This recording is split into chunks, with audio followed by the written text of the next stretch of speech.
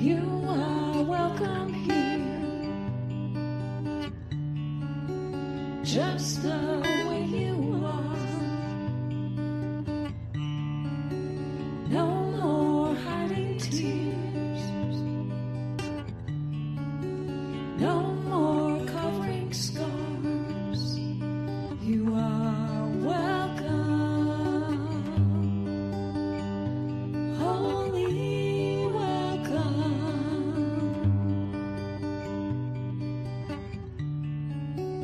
You are welcome here, just the way you want to be. Bring your deepest hopes and all your wildest dreams. You are welcome, holy welcome, holy welcome.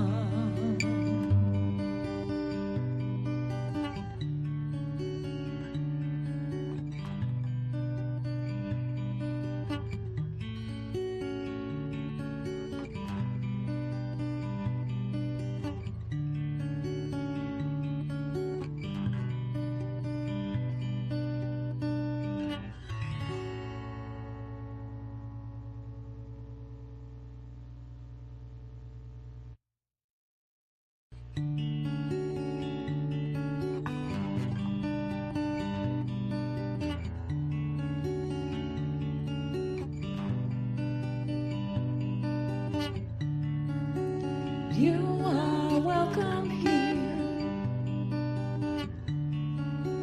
just the way you are. No more hiding tears, no more covering scars. You are welcome, holy welcome.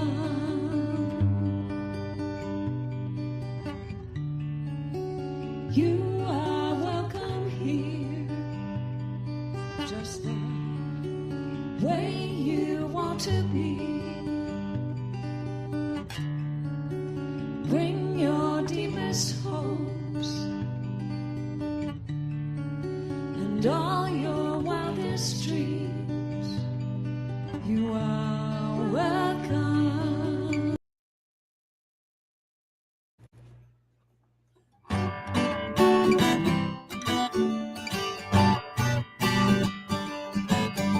There's something in the air, the dream of life in love, with minds that rest in prayer, sparking joy we're in awe. No matter where your path has been or time has somehow flies, like souls will come home again, true friendship ever thrives. Is this where the magic happens? Can you feel the hearts revealed right now in you and me? The secret is wherever we are. There's something in a smile that can turn a day around. Moments so worthwhile when we find common ground. No matter what the day might bring, right here we can align, knowing that we will be seen as perfect, whole, divine. 'Cause this is where the magic happens. Let's feel all the hearts, from close to me and me to you. The secret is wherever we are. So meet me where the magic happens, healing all the hearts, ignited now in you and me. The secret is wherever, the secret is whenever. forever. The secret is together we are.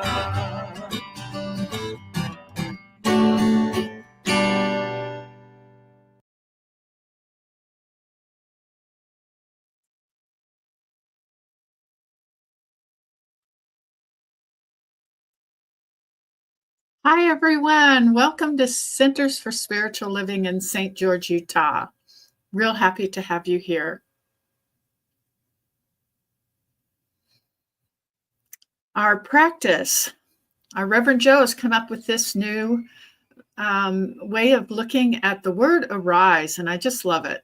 Okay, so arise. Awareness, radical responsibility, inside out focus, spirit is all there is, and everyone is doing the best they can with what they have and where they're at. And so am I.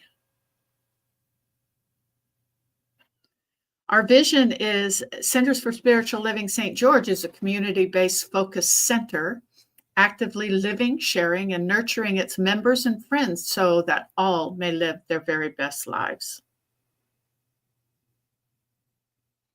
Our mission is to be an open, inclusive, and evolving spiritual community that supports its purpose and vision through sacred wisdom celebrations, empowering transformative education, youth and young adult programs, dynamic music ministry, community inreach, and community outreach.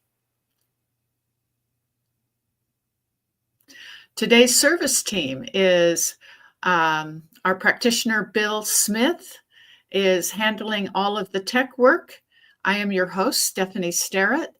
Our music is by Alan Stanley, and our prayer and reading is given by Sue Fulmer, another practitioner. So all three practitioners are working this today. That's great. And our talk is by our wonderful Reverend Joe Kovach.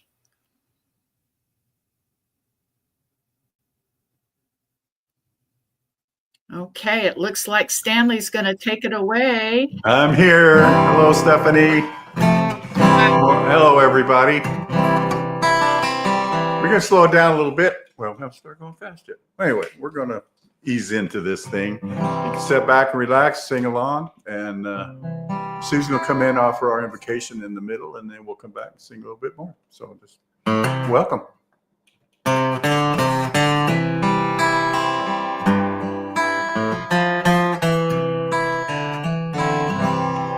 I hear the music down in my soul. I hear the music down in my soul. I hear the music down in my soul. And the whole wide world is mine. I got a new day down in my soul. I got a new day down in my soul. I got a new day down in my soul. And the whole wide world is my home.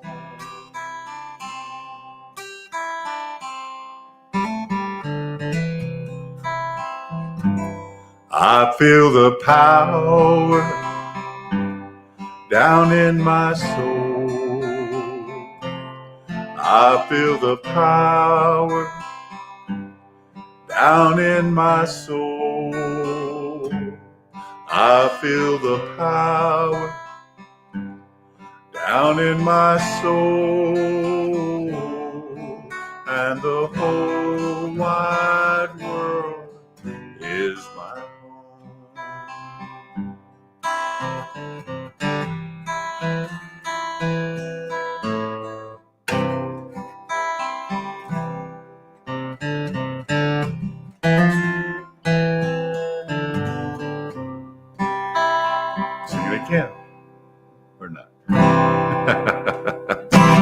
we got through that a little bit. We're waiting for Sue, and here she is. Hello, Sue. Hi. Yes, please join me in affirmative prayer where we believe all are one, and I speak in the first person for all of us. And I feel that sacred moment of prayer as I recognize the beating of my heart, the surging of spirit, the presence of the Holy Spirit, of that God that is all that is. I feel that within me, and knowing that my nature is a small part of that immensity that is God. And I am growing my nature. I am growing my faith. I am grateful for this beautiful day, this beautiful spring day that we meet together, that through the miracle of the internet, we can be in our homes and still hear this message of music and love and prayer and a talk from our minister. How blessed we are.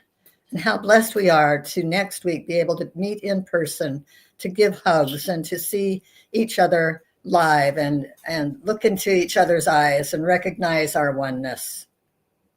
I love CSL St. George. I love this philosophy, and I know it leads us to a happy life.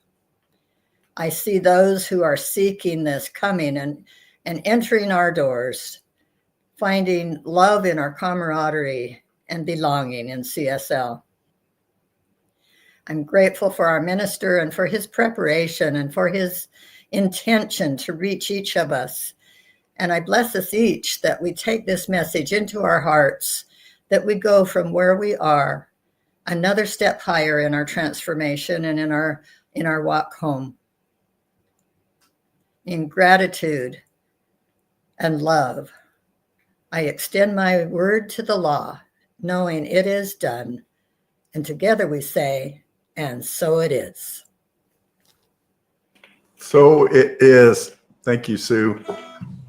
I was going through some music. I don't know where this song came from. The last time I played it or listened to it was many years ago. I was involved with the youth program at a spiritual center in Greensboro, North Carolina. And I would sing this to the kids and with the kids. And it works for us too.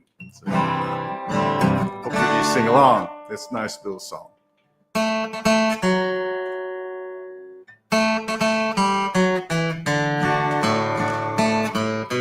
Happiness is something if you give it away, give it away, give it away.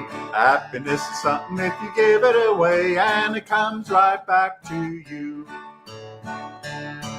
Oh, it's just like a magic penny. Hold on tight and you won't get any. Lend it, spend it, give it away, then it comes right back to you. Oh, catch up. Happiness is something if you give it away, give it away, give it away. Happiness is something if you give it away, then it comes right back to you. Oh, it's just like a magic penny. Hold on tight and you won't get any. Lend it, spend it, give it away, then it comes right back to you.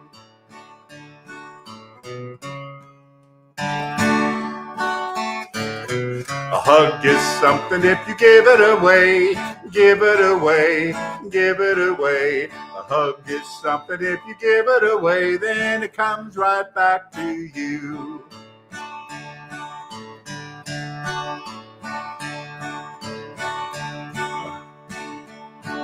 Oh, love is like a magic penny. Hold on tight and you won't get any. Lend it, spend it, give it away, then it comes right back to you. We're going to sing that again. Oh, love is like a magic penny. Hold on tight and you won't get any. Lend it, spend it, give it away, then it comes right back to you. Oh, it comes right back to you. Yes, it comes right back to you. I love the enthusiasm, Alan. Yeah, You were so anxious to sing that song I today. was. Yeah. Okay. I will give our reading this morning from one of my favorite authors, Liz Gilbert, who wrote Eat, Pray, Love. She has a Substack column, and she recently introduced Tara Roberts. Tara is a journalist who happened to see a photo at a museum of an underwater archaeology group that seeks and studies shipwrecks resulting from the transatlantic slave trade. She decided to join them. Those searches have taken her on diving expeditions from Mozambique to Senegal, St. Croix, Costa Rica, and beyond. Those experiences inspired her to plumb her own family history, which led to her recent book, Written in the Waters, a memoir of history, home, and belonging. I want to read the letter from love that Tara shared for the Substack column. The letter reads, so this is Love speaking to Tara. Love says to me, you don't have to be disappointed, angry, sad, or depressed, although you can be all of those things if you want.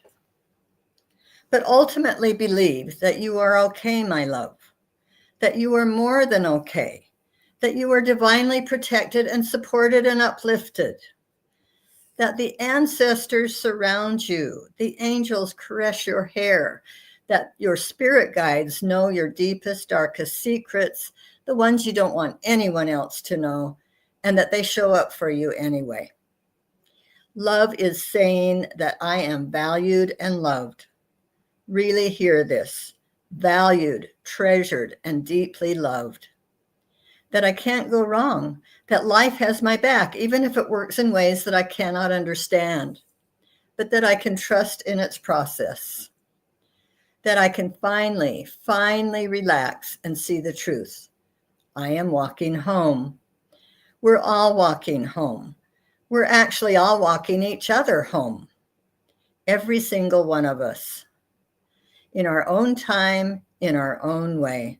We're all finding our way back to you, back to love. Signed, Love.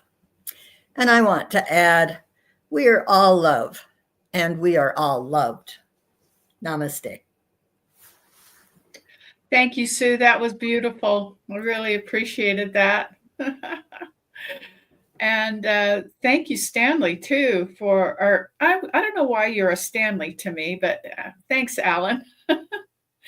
Anyway, we'd like to welcome our new talk today from Reverend Joe. I do believe he's going to be here. Good morning.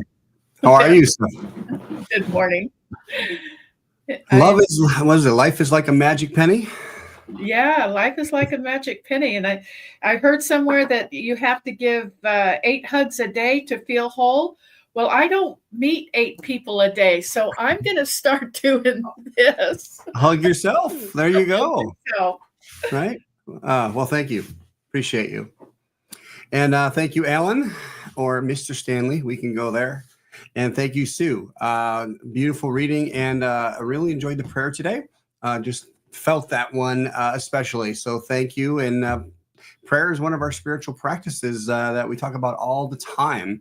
And that's why it's grounding. So but let's just pause and let me say good morning to you. Happy Sunday. I hope where you are, everything is just going absolutely perfectly. Well, it has to be going perfectly, but I hope you're experiencing that perfection. We're going to continue on this month with the theme that is the flow of coming and going. And let me also say that I really enjoyed last weekend being with you in person, and just continue to hold that thought that we're doing that every single week as we continue to look for our brand new center. So continue to join us in prayer and thought and support for that. All right. So this week's talk in the idea again of the flow of coming and going is called I Got It, I Lost It.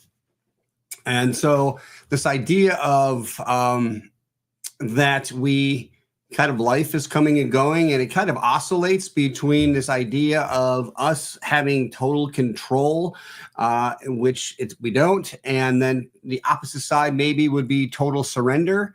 We're going to talk about how conditioning or our habits play a key role in our abilities to kind of go with that flow, and where our ego may also be ready for an upgrade or an update. And so we're going to talk about a gentleman named, and I'm trying to say his name right, but it's Adyashanti. He wrote a book called The End of the World. And the idea of this, this is where we got our talk title today, which is I Had It, I Lost It again. And the whole book is based on this idea of kind of the battle that we have between recognizing our true nature, which is being the divine in human form, but never separate from it, and swimming in this idea of being separate from it, as you know, we're spiritual beings having this human existence. Now, if we look at that as a totality, that's maybe a correct way of seeing it, as it's all happening at the same time. But we tend to fall into this idea of duality, meaning we think we're this and we're not that. And so this idea of I got it, I lost it, a couple of different ways to look at it. And first would just simply be habitual, right? Like I had it, I was doing this thing that I always do, and then I either got distracted or I shifted my attention and I lost it. Sometimes even a better habit will come along and replace it, but we still kind of lose that thing that we were doing. Again, sometimes it's just due to being unfocused. And then I was thinking about the idea of being the theme of the month is flow. And flow sometimes is it comes in, it's brought to us. And then as the flow kind of hits its peak, it tends to go back out.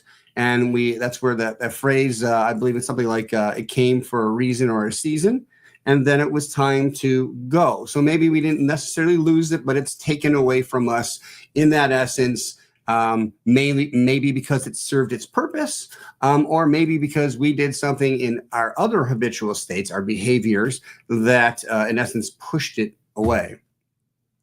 And then I was even thinking about, and we're not going to dive into this aspect, but being and always coming from perfection, then we recognize everything that is happening is perfect and for our best and highest good. Then sometimes, we have something and it's in essence taken away again, or we lose it. For example, I was thinking about, being an athlete, and all of a sudden you lose, you get injured and you lose the ability to operate the way you were doing. And now it's a new way of ebbing and flowing from a different perspective, a different experience. Maybe we, some of us, as we grow older, we may start losing our eyesight or our hearing or mobility or whatnot. So we had it and we lost it. Now, the essence that I take from that is perspective is everything. And so if we're coming from this place of love, of truth, of God, of spirit, then we can simply recognize that this is just where we're meant to be and that there's a gift in that as well. But I want to today focus a lot more on that first aspect of I got it, I lost it, the habitual or the conditioning, because that really determines, in essence, our perspective of life. Like too many people, and all of us have started out, most of us didn't just roll out of bed believing that we were pure spirits. And if you did, wonderful. Most of us have been on this journey where we were on the opposite side for a while. We believed that we were simply like buoys and being tossed around by the conditions of the waters that we happen to find ourselves in. We know that our conditioning comes from generally our parents or those that brought us up. So family, society, the places that we are educated in, just general situations around us, whether it be statewide, nationally, or globally. It's all kind of like this is how society works, and therefore it's a condition. It's not always negative or bad, but it is the main rules that we kind of just follow blindly most of the time until we wake up, in essence. And then through those conditions, we're taught to see the world in a certain perspective or a certain way. And we can have a beautiful view of the world where just everything is always happening at the perfect time in the perfect way. And we just live by gratitude, and we're grateful for each breath, each moment, even each challenge. And again, that's what we strive for. Most of us are kind of on the other side, or maybe in the middle of seeing that it's a challenge, that life is still happening to me in some aspect that I don't feel in control. And that's what we're looking to solve. We want to live, as Ernest Holmes talked about, as free, that we all have. We are free, and we can live from that once we, in essence, again, wake up or become aware. And when we do that, that's when we're able to manage to get out of the imposed conditioning and make some changes. So one of the big points that I want to state here is, as we continue to change, or we wake up and we go, this is not what I want, it's dire that we have then an idea of what we do want. Again, in science of mind terminology, we call that the mental equivalent. What does that really mean? It's like a solid idea, a firm idea, a specific idea of what we would rather experience. Because until we really lock that in, then we kind of still get tossed around with the changes, and then we make that important decision, right? And that we don't just end up allowing whatever's next unconsciously to show up, because what happens then is, even though it's new, it doesn't necessarily mean it's better. It may feel better initially, but then we recognize that somewhere else we're still feeling limited by certain conditions, or just our limited beliefs. And so the other aspect of living by conditions or unconscious habits is that we come from this place of dualism, a dualistic perspective, meaning that we recognize, well, spiritually speaking, we believe we're on earth and that God's out there somewhere and it's outside of us, and we are separate. That's the word, dualistic, dual. And that our efforts through science of mind is to recognize oneness and wholeness, that you already are that which you are seeking to be. It's changing the perspective, right? Of, no, I'm not that, to, I am that, and working to the point to when you say I am that you feel it. And it's not overnight. It takes a lot of practice, because we have been so conditioned. And again, conditioning is not bad. It's just the way the initial rules and regulations we were given, and said that this is the best way, until we learn to think and be for ourselves. That is really the sacred connection. That is when we start really living from spirit. When we make that connection and realize that, the only way I'm ever going to know about that thing called God is to open myself to it and allow it through my experience to test it. Yes. Now, certain other faiths will say that that's wrong. We shouldn't test God. But when you recognize that we're not testing something outside of ourselves, what we're doing is testing our own points of view and what's working for us, because that's the only way we let the light in, is we let the light in and realize that we are that light. So it's not even so much of letting it in, it's really exposing and getting rid of all these conditionings that in essence say we're not that. Okay, so we're trying to shift our perspective from seeing two powers or dualism, this or that, to this and that we are divinity. And yes, we are still physical and human and having this experience. So again, when we decide to say, wake up and go, this isn't better for us, okay, it's important to create that idea of where we want to move toward next. And even if that doesn't end up being the final destination, it's important to make a decision and trust. And that if it's not the right way, that we can, as we're driving, we can pay attention to the signs along the road, and they will direct us to say, hey, maybe you should try this exit, or maybe you need to make a U-turn. And it's we're going to dive into that idea again of how we are guided. So one of the first steps, though, before is to practice instead of resisting is practicing the art of allowing.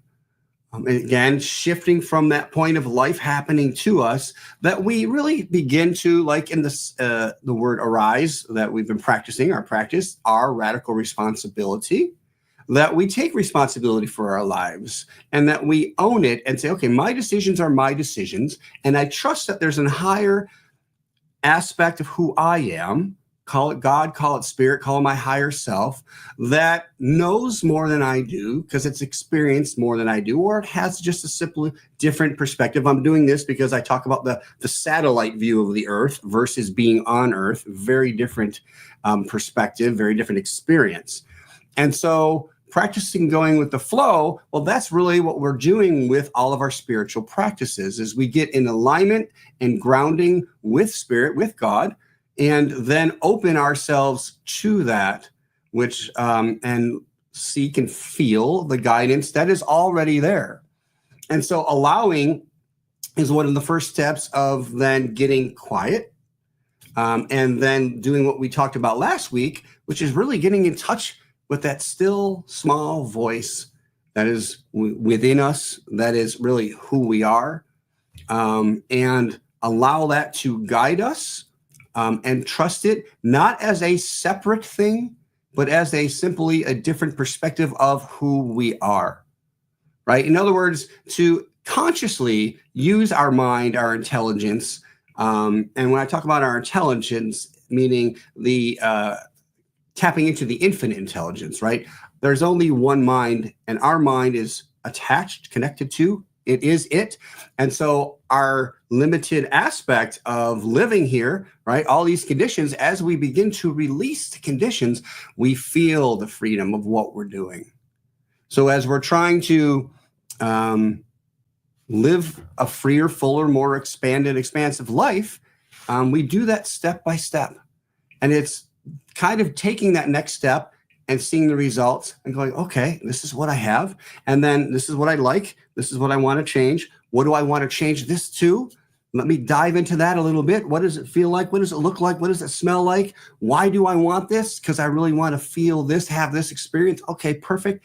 And then open to that still small voice that will guide us. I have a quote by Reverend Dr. Jose Sosa. And he says, here in our secret place of the Most High, the inner chamber of our own soul, are written sacred words, I am, conceived in silent recognition. And so we're going to tap back into this powerful practice of meditation and why it's so important. And maybe that we're looking at it in a wrong way. And so I want to share now, it's really a reading, and I didn't put it in quotes because it's long, but it's by the author, again, Adeshanti, and it's from his book called The Impact of Awakening. And I would just want you to take this in. I'm going to read this at a nice pace because I was going to take just parts of it, but to me, it's priceless. So just take a breath. And here we go. True meditation has no direction or goal. It is pure wordless surrender, pure silent prayer. All methods aiming at achieving a certain state of mind are limited, impermanent, and conditioned. Fascination with states leads only to bondage and dependency. True meditation is abidance as primordial awareness. So I'm just going to pause. Basically what he's saying there is so many of us go into meditation trying to feel something. Even if it's feel better, then our mind is in essence limited to what we think feeling better feels like. What he's talking about is just going into silence to be silent. That's it. And then receive and tap into that awareness that we always are, that we're just full, we're one. Okay, continuing on. He says, true meditation appears in consciousness spontaneously when awareness is not being manipulated or controlled. When you first start to meditate, you notice that attention is often being held captive by focus on some object, on thoughts, bodily sensations, emotions, memories, sounds, etc. This is because the mind is conditioned to focus and contract upon objects. Then the mind compulsively interprets and tries to control what it is aware of, the object, in a mechanical and distorted way. It begins to draw conclusions and make assumptions according to past conditioning. So what he's saying is what we all experience is when we first, and even no matter how well practiced you are, the mind will hear something or see something, or even as you close your eyes, you get a little light and your mind goes, oh, what did that look like? That kind of looked like a face. And then it just kind of just goes left. And it takes practice to just sit and allow and not focus on anything, but focus and just lose, in essence, your focus to awareness. So he continues, in true meditation, all objects, thoughts, feelings, emotions, and memories are left to their natural functioning. This means that no effort should be made to focus on, manipulate, control, or suppress any object of awareness. In true meditation, the emphasis is on being awareness, being, and not on being aware. So being, as you are a human being, a spiritual being. So it's about the beingness of yourself. Focus on that and not being aware of objects. But on resting as primordial awareness itself. Primordial awareness is the source in which all objects arise and subside. So to me, that's what we would call another way, maybe spirits, or just the isness, the great I am. Almost done here. He says, as you gently relax into awareness, into listening, the mind's compulsive contraction around objects will fade. Silence of being will come more clearly into consciousness as a welcoming to rest and abide. An attitude of open receptivity, free of any goal or anticipation, will facilitate the presence of silence and stillness to be revealed as your natural condition.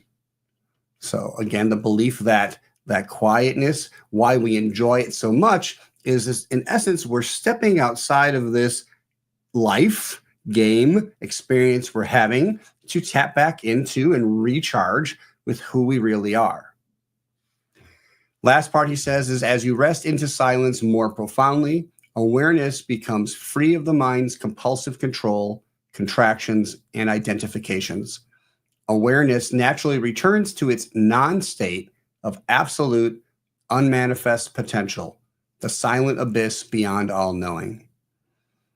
So it's during meditation, our consciousness becomes like liberated from all this duality that we see ourselves in. And when we meditate, we automatically go into that allowing state. So we're not focusing, we're just letting things be. I remember practicing meditation with Reverend Dr. Patrick Harbula. He's out of Simi Valley, and he came to talk to my previous center. And I still have difficulty sometimes focusing on things. And in the room we were in, the air conditioning was clearly making a distracting noise. And he recognized it. And as he was saying, and just kind of guiding us through, he's like, okay, everything is just focus on your breath, focus on the in breath, focus on the out breath.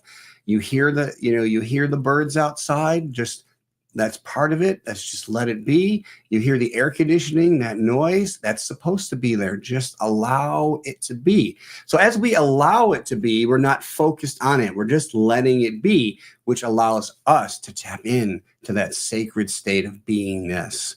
And this, my friends, is where things really begin to change.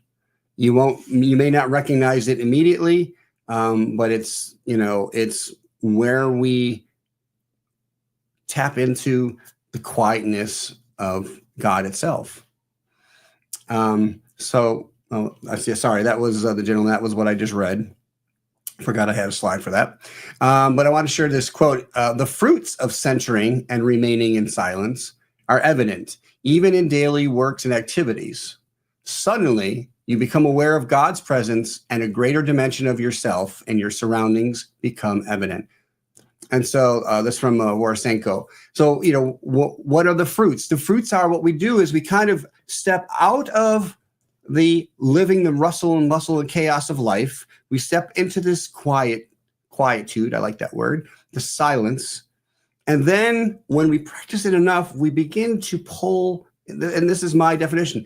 I believe we take that essence of spirit, of love, of joy, of beingness, of pure beingness, and we work it into life so that eventually the two are the same, or at least similar. I mean, they are in essence, it's all spirit being expressed, but we can then wake up to that presence as heaven on earth. That's what we're talking about.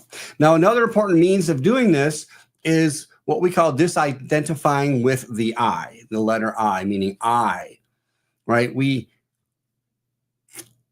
in CSL, right? One reason that we have our spiritual home is because we tend to feel safe, right? And we feel safe and comfortable to practice our spiritual practices, to learn about and grow without judgment, with support, as we try to improve our lives, feel better, and be encouraged along the way. So little by little, we feel that as we find this spiritual home, and the trick sometimes is we get comfortable there too.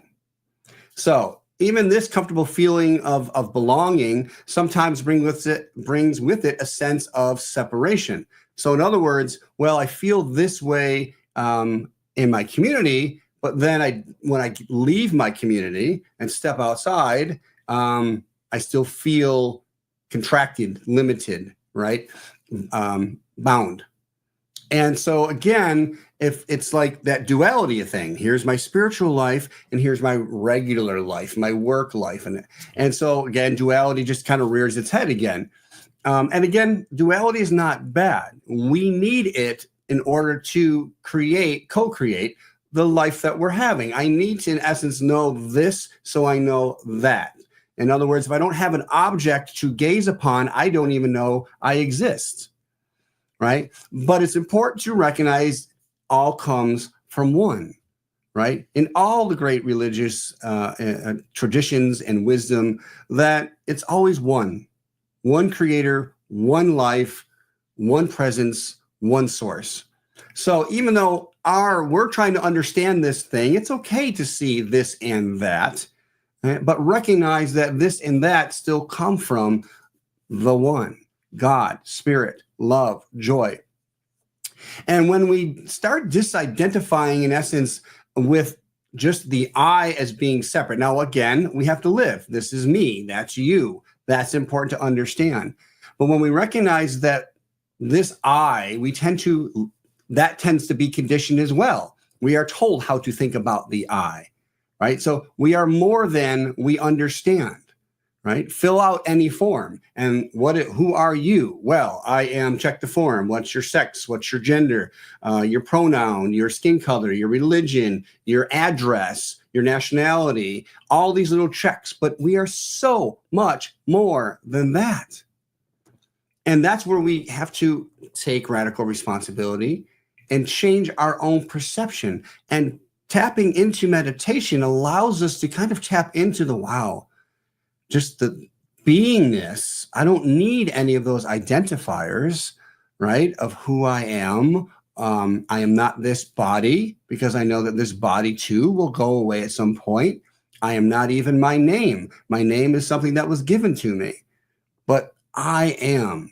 Let's talk about that, right? It's idea of not that I am, I doesn't matter, but it's also having faith in the greater I, which is the great, as in the biblical traditions, the great I am, and letting go of the I that sees itself as separate, okay, from its source. That's what we're talking about here.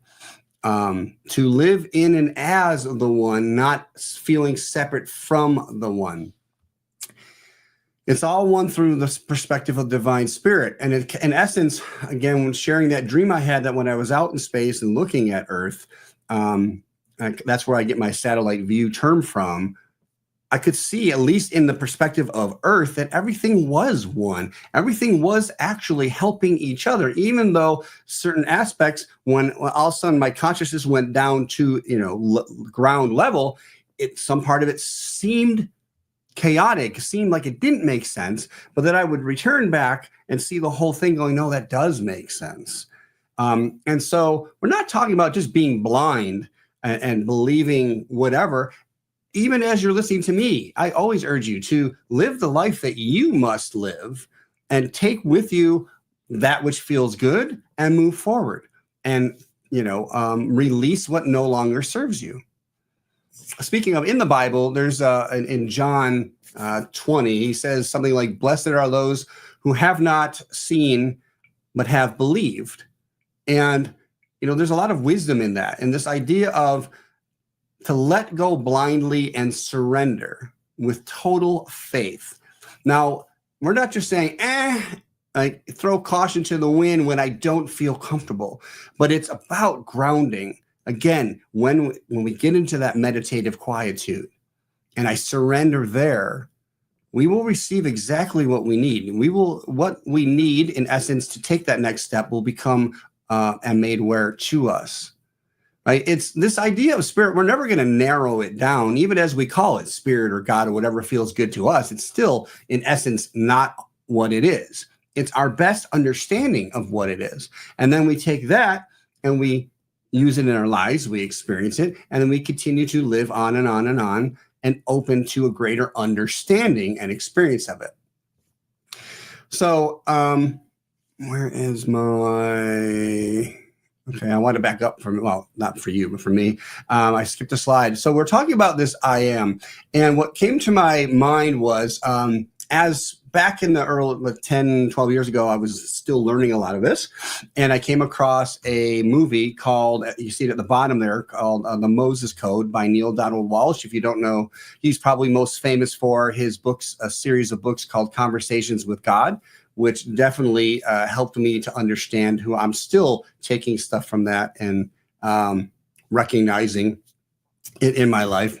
But the whole book was that he had this understanding, true or not, doesn't matter. It's just made to stimulate your thinking. And he took the idea, is it the I am, we hear about in the Bible, I am that I am, which is, I'm going to sneeze. I'm trying not to sneeze. 1 second here. Sorry. There we go. That was probably really loud. I apologize. Excuse me. But he was talking about the I am that I am. And he was guided to saying that this code was a comma and that it was left out and that it's I am that, comma, I am. And what he did when he received this was to walk around and no matter what he looked like or look at, or he said, I am that. I am. Because he was coming from the place of wholeness, of oneness, of totality. So this is obviously going to be our home practice, our weekly practice, right? Think about the idea. When we walk around and no matter, maybe you're seeing something on TV and you're like, oh, that's horrible. And he would say, pause. I am that. I am. That there's an aspect that if we're part of the whole, then we're part of all the whole. Now, it doesn't mean that it's necessarily the truth of what we're looking at, but if it's an aspect of the divine that we're looking at, a perspective, and we are the divine, then if I separate I'm not that. And he in the movie, it's a great movie. It's more of like an informational movie. It's not a traditional movie in the sense of having a antagonist and a plot and so forth. But it was, very challenging to walk around and look at these things that, we could label as horrible or wrong or bad and say, I am that, I am. So just putting it out there, some people will say there's no comma, and that's okay. But it is a practice that we can use to identify where maybe we have this idea of duality going on, separation, that I am separate from God. I am therefore, and if God created everything, then you and I are one of the same source, one of the same creator, one of the same love and light. And if I say, well, you're bad and I'm good, then we've created this gap. And what we've literally done is essence of kind of taken ourselves out of that divine freedom and love. Now, we can never do that, right? But we create resistance instead of practicing that art of allowing. All right. Eckhart Tolle says about surrender, that surrender is surrendering to this moment, not to a story through which you interpret this moment and then try to resign yourself to it.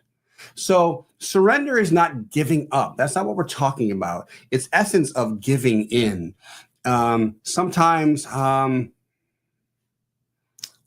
trying to think of there are times in our lives when we're doing something and we're trying to make it happen, and we know there's another way, but we're petty because the other way is done by that other person and they're having great results, but we don't like that other person. We just talk about that other person because we don't like it. And so in essence, we kind of keep running into the same wall or falling into the same hole. And at some point, it's kind of like, well, if I can't beat them, you join them. And you find that, you know what? I can separate what the person's doing. I may not like that person, but their efforts, their practices, their ways are actually very beneficial to me if I use them. Now, that's a very egoic way of looking at it, but now take that in essence of as we meditate and we surrender to this idea and know that this power and presence that created me will guide me because I am it. And so if I just surrender what I think I know, then I can actually receive, in essence, the next best thing for me, for you. So this idea, again, of remembering that putting our ego aside, ego is not bad. It's our personality. It's who we are. I'm of the belief that we never lose that, even as we go back and forth in and out of spirit or consciousness into form, that kind of stays with us. We may change, in essence, of our what we look like or our gender or whatever. I mean, it's a big universe. I have no idea, but the essence of who we are energetically stays with us, I believe. So in essence, though, as we surrender, we're kind of taking the self, that small I, putting it aside for a minute and saying, okay, tapping into the infinite, maybe a modern terminology would be computers, technology. I have my hard drive. That's kind of the mind of my computer, and it has a certain amount of knowledge, and it's great. But at some point, if I'm trying to do something and I don't have the information or I can't get there, I can tap into the internet, right? The intra-mind, the infinite mind, and receive and download something.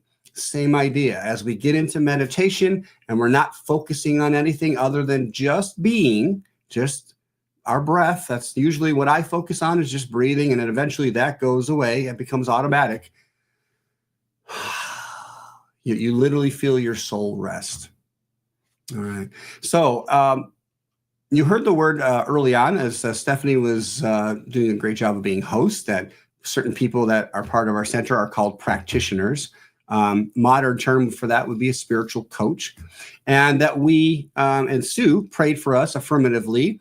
In Science of Mind, we call that spiritual mind treatment. Treatment almost like you would write a prescription. We affirm, we set our mind in a sense where we have 5 steps.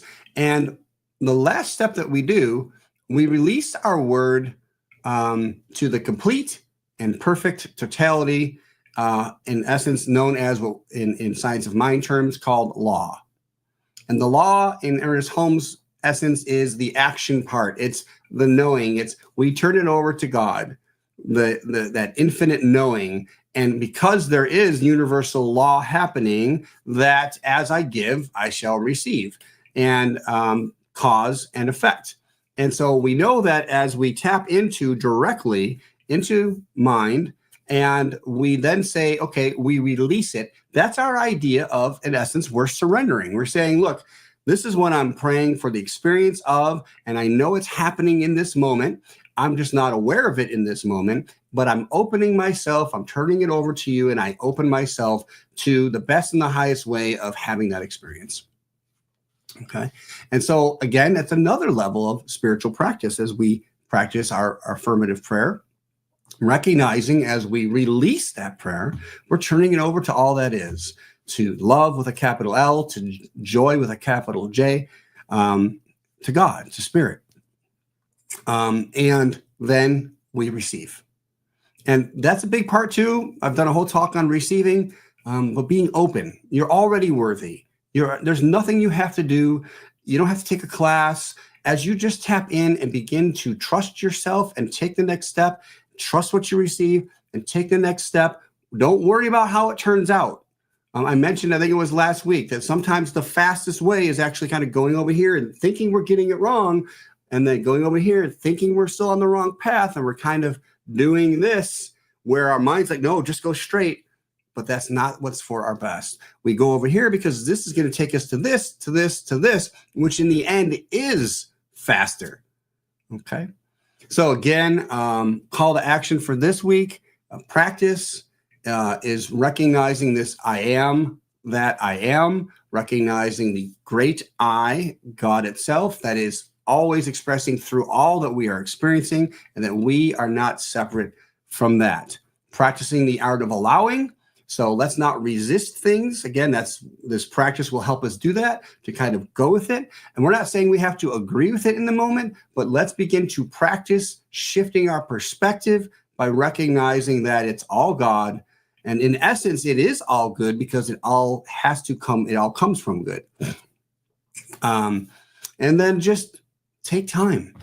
Give yourself that gift of time to meditate, to pray, to just be, and disconnect from, in essence, this part of the world that we're living, right? And tap into that always on, always perfect Spirit.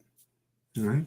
We have our affirmation, and it is simply, today, I let go and allow the self, capital S, the self to be.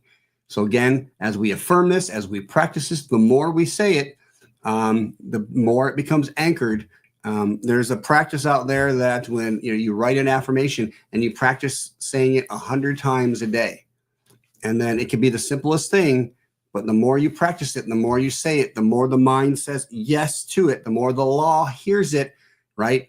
This is cause. Our thought is cause. Then it kicks into what? Cause and effect. The effect will be us living as, in that art of allowing, as myself, to just be who I naturally am.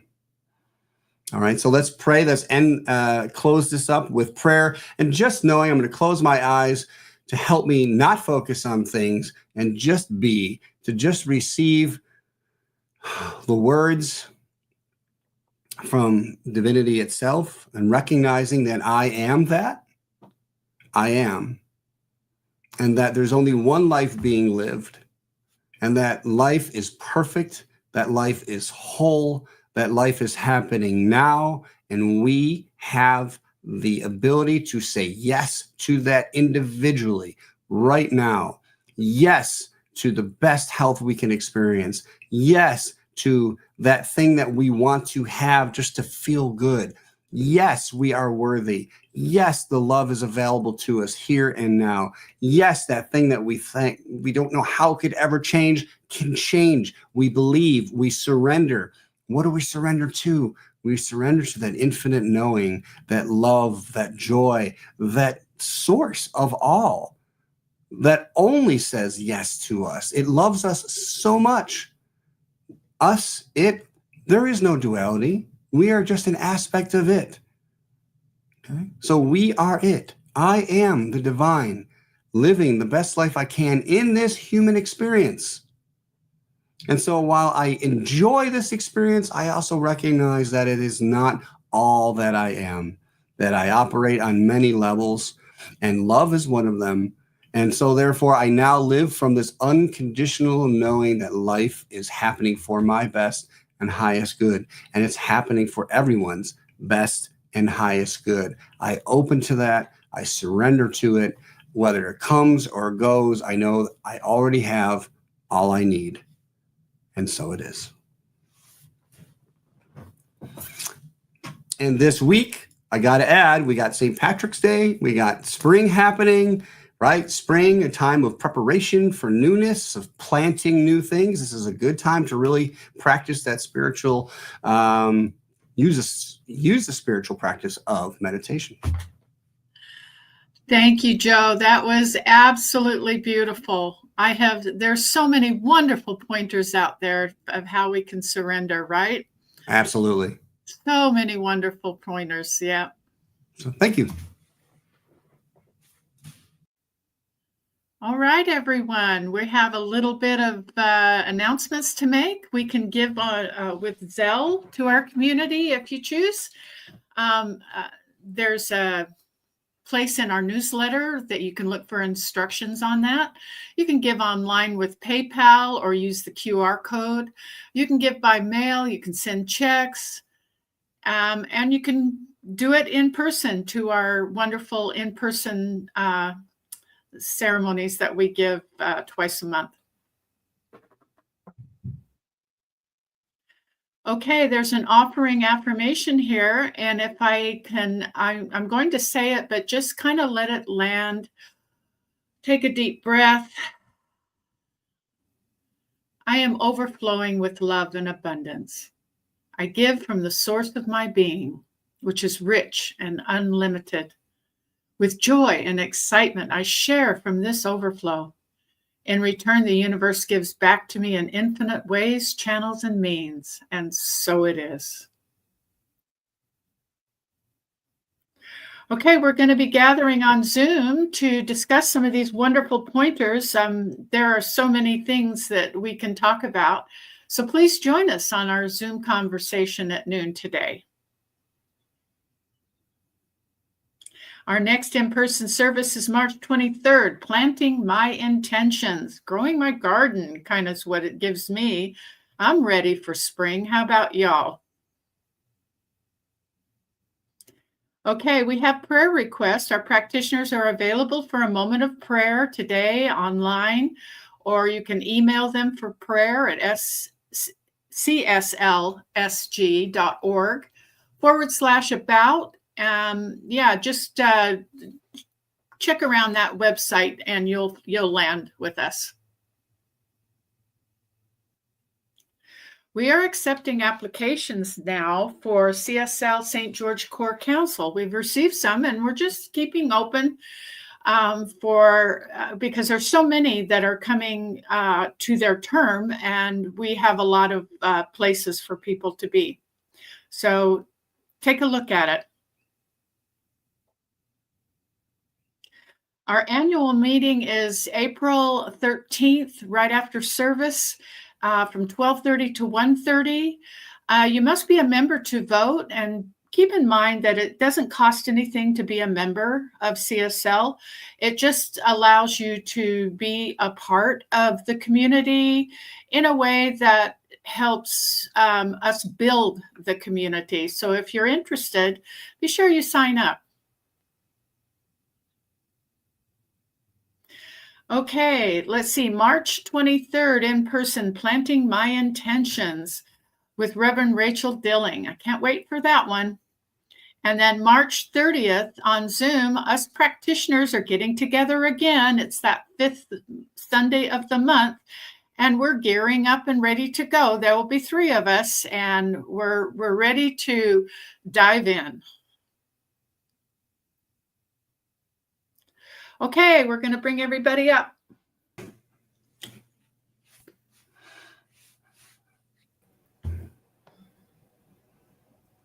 Here we all are. Here we are. Something wonderful is happening through me right now. It is this thing called life. Life is in my mind. Life is in my body. Life is in all that I do. I am it. I embrace it. And I share it. Just the way that it is, and just the way that it is becoming. Thank you, Life. Thank you, life. Yay. Thank you. All right. See you on Zoom. See you in Zoom. Happy spring. Bye, everybody. Happy St. Patty's Day. Yes. Oh, yeah.